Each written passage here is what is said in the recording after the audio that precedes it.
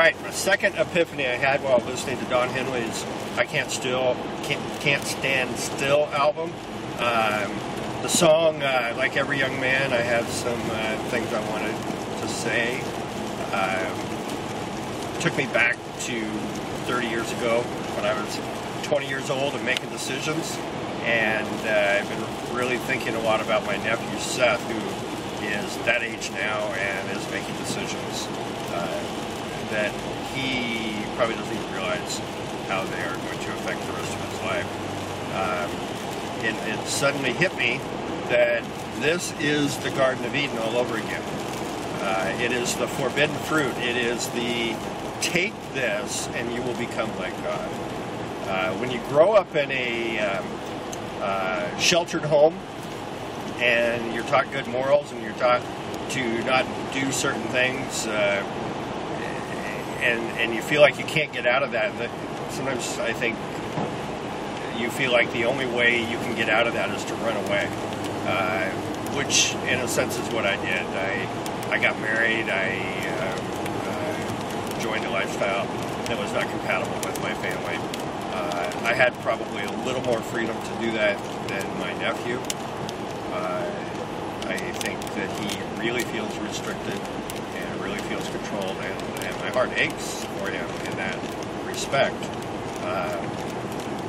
However, what I see him doing is he's being offered the forbidden fruit, that if he will step out and take life on his own and go join the military and all the fun and excitement and the freedom that allows, he will see what life is really like. And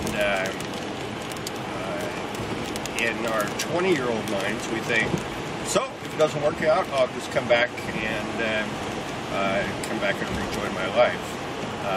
Unfortunately, it doesn't quite work that way, because we make choices that are irreversible. We get into relationships, we engage in activities, we acquire addictions,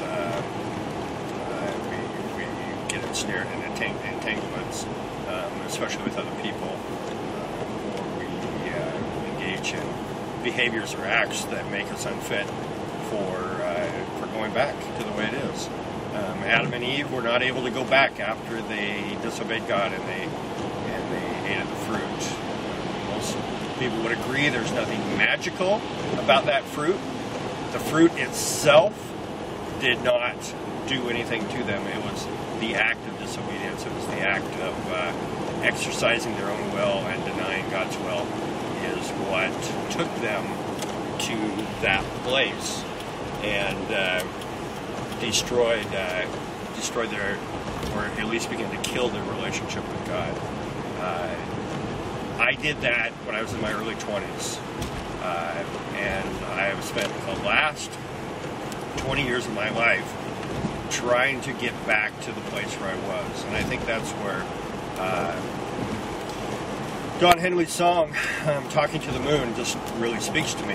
It's a grief, it's a longing for the age of innocence, for the place where I used to be, the peace of lying in the backyard on the grass, watching the clouds go by and not having a care in the world. There comes a point where you've lost that innocence, which, interestingly enough, is one of his later albums, The Age of Innocence. But there comes a point where you've lost that and you can't go back. And I think that's what concerns me about the choice that my nephew is making, and that's what breaks my heart, is that he is sacrificing his innocence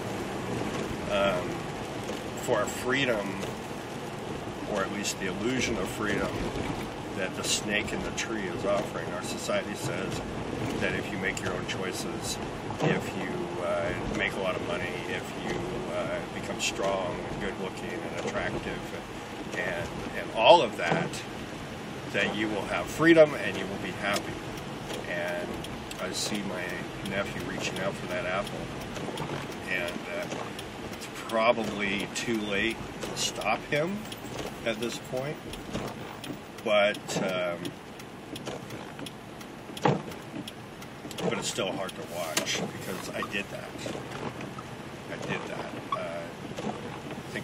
do that at some point, but some of us with greater consequences than others. And it's the forbidden fruit. It's the world offering my nephew and me 20 years ago saying, you can become like a God. You can make your own choices. You can do your own thing. You can go your own way and be happy. And now, with the wisdom of a 50-year-old grown man, I can look back and go, that's not the way it works. And yet, forever, the relationships are severed and broken and wounded. And I look at my 4-year-old son and I'm thinking, how do I prepare him to better make those choices? I love my nephew. I love my son.